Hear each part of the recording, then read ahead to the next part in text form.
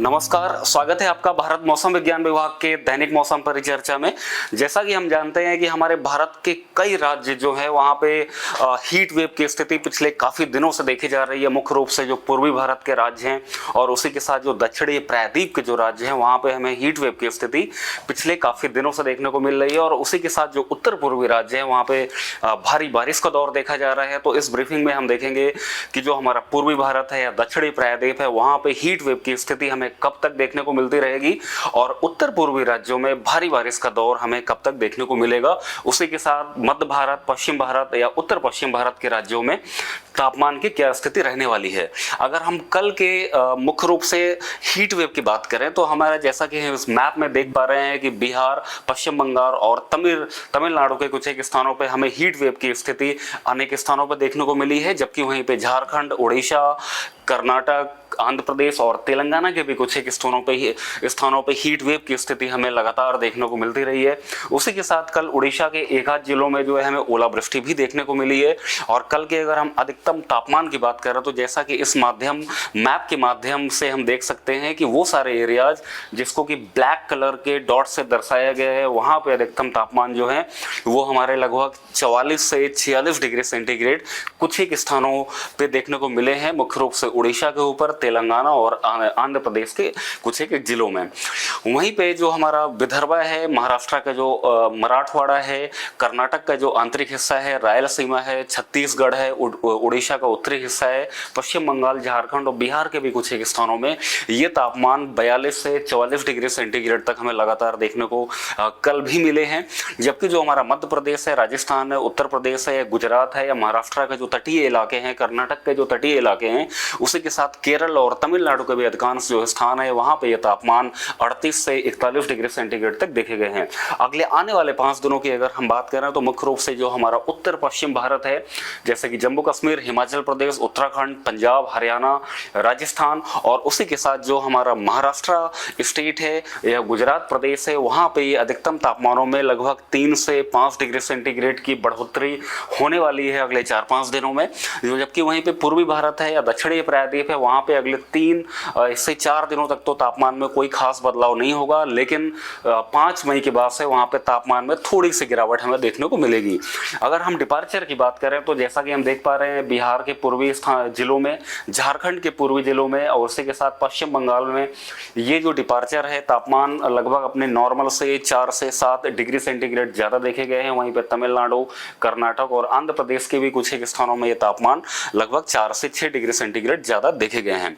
अगर हम आज के मुख्य सिनॉप्टिक फीचर्स की बात करें तो एक हमारा पश्चिमी विक्षोभ है जो कि अभी जो है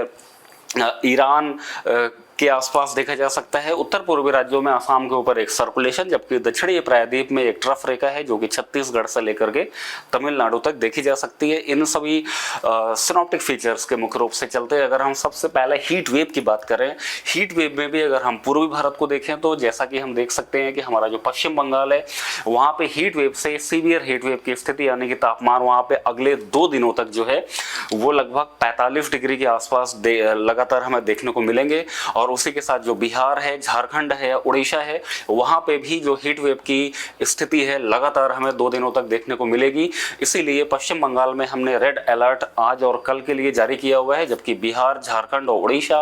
और सब हिमालयन, वेस्ट बंगाल या सिक्किम के कुछ एक जिलों में ये ऑरेंज अलर्ट हमने जारी किया हुआ है 3 मई तक के लिए। 4 मई की अगर हम बात करें तो पूर्वी भारत में कुछ तापमान में गिरावट दर्ज की जाएगी 4 मई के बाद से, जिसके चलते वहां पे हीट वेव की स्थिति में थोड़ी सी राहत मिलेगी, लेकिन पूर्ण रूप से हीट वेव समाप्त होने वाली नहीं है। एक आध जिलों में हीट वेव की स्थिति लगातार हमें 4 मई और 5 मई को भी देखने को मिलेगी। हालांकि 6 तारीख के बाद से वहां पे हीट वेव से हमें राहत मिलने वाली है, यानी कि जो तापमान है उसमें एक अच्छी खासी गिरावट 6 मई तक आते आते हमें देखने को मिलेगी। हालांकि उड़ीसा के एक आध जिलों में हीट वेव की स्थिति हमें 6 मई को भी देखने को मिल सकती है। अगर हम दक्षिणी प्रायद्वीप की बात करें, दक्षिणी प्रायद्वीप में मुख्य रूप से जो हमारा तेलंगाना है, आंध्र प्रदेश है या कर्नाटक के जो आंतरिक हिस्से हैं वहां पे ये हीट वेव की स्थिति जो है लगभग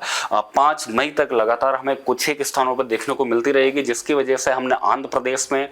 कोस्टल आंध्र प्रदेश में आज के लिए रेड अलर्ट जारी किया हुआ है। उसी के साथ रायलसीमा में आज और कल 2 दिनों के लिए रेड अलर्ट जारी किया हुआ है, जबकि जो हमारा तेलंगाना या कर्नाटक है वहां पे हमने अगले 3 से 4 दिनों के लिए ऑरेंज अलर्ट जारी किया हुआ है। दक्षिणी प्रायद्वीप में भी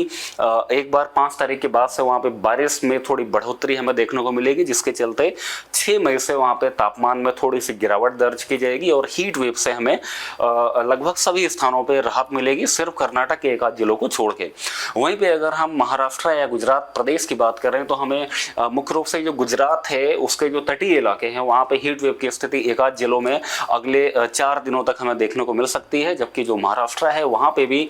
हीट वेव की स्थिति जो है हमें 3 मई, 4 मई और 5 मई को एक आध जिलों में लगातार देखने को मिलती रहेगी। 6 मई के बाद से महाराष्ट्र और गुजरात में भी हीट वेव से हमें राहत मिलने वाली है, जबकि जो हमारा मध्य भारत है जैसे कि मध्य प्रदेश है या छत्तीसगढ़ है या उत्तर पश्चिम भारत के जो मैदानी इलाके हैं वहां पे अगले 5 दिनों तक कोई भी हीट वेव की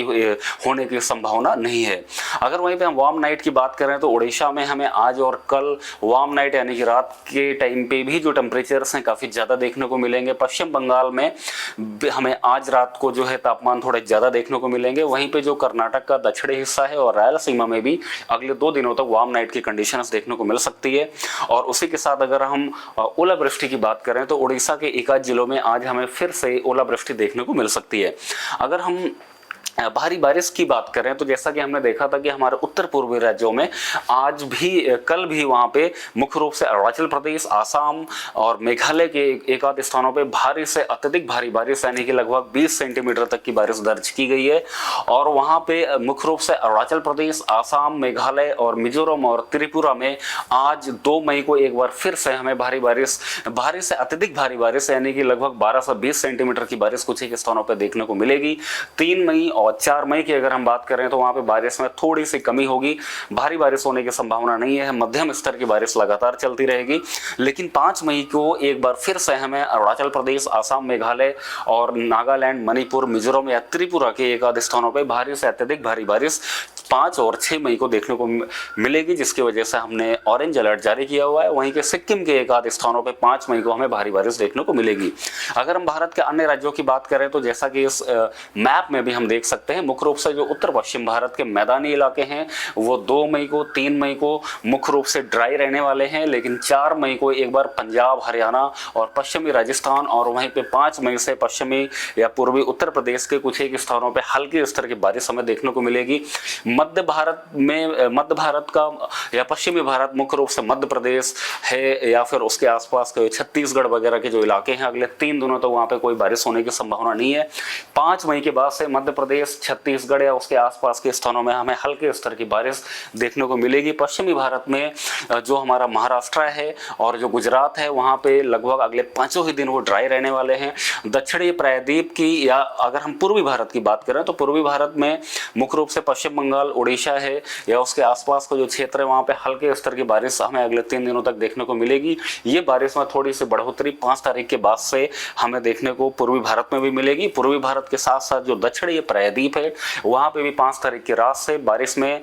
थोड़ी सी बढ़ोतरी देखने को मिलेगी, जिसकी वजह से 6 मई से इन सभी इलाकों में तापमान में थोड़ी गिरावट देखने को मिलेगी और हमें हीट वेव से एक राहत मिलने वाली है। मौसम की और अधिक जानकारी के लिए आप IMD की वेबसाइट पे विजिट कर सकते हैं। उसी के साथ हमारा YouTube चैनल, Facebook पेज और ट्विटर पे भी हमें फॉलो कर सकते हैं। धन्यवाद।